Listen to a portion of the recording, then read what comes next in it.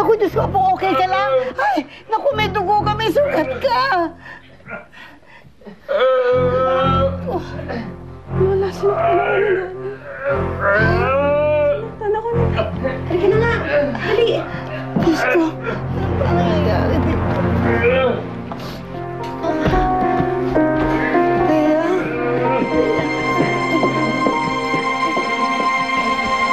Oh, nahilo ka?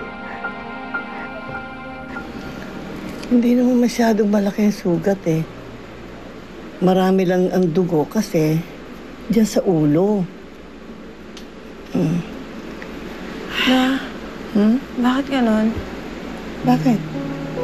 Hindi na ako makilala ni Daddy.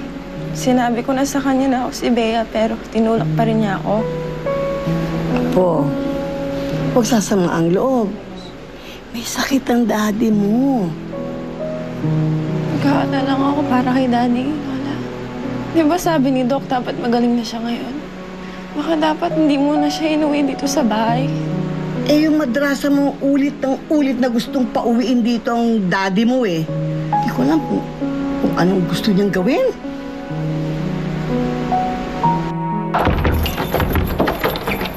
Lakas pala ng asawa mo.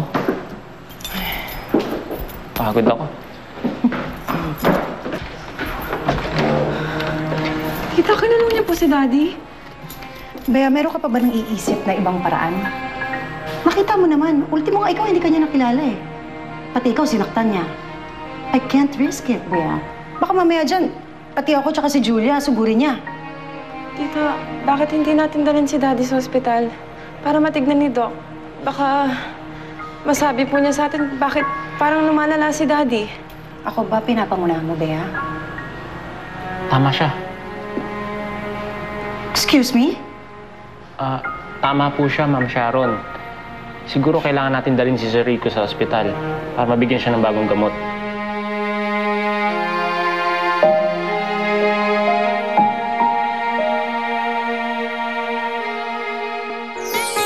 Nagpunta ako dito to tell you that I'm starting a company. Kailangan ko ng katulong, ng manager. Kumusta nga pala yung pera nito? Nailipat na ba sa pangalan mo? Bakit mo pinupunta ng kapatid ko? Paano na lang kaya ang pagkakaibigan niyo ni Bea?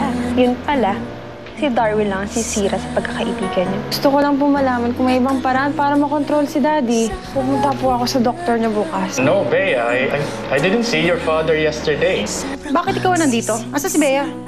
Di ba sa akin mo lang ibusong galit mo? Nasaan po si Tita Sharon? Ah, umalis na. Ayun, nagsususungit. Kasama ata yung Mario.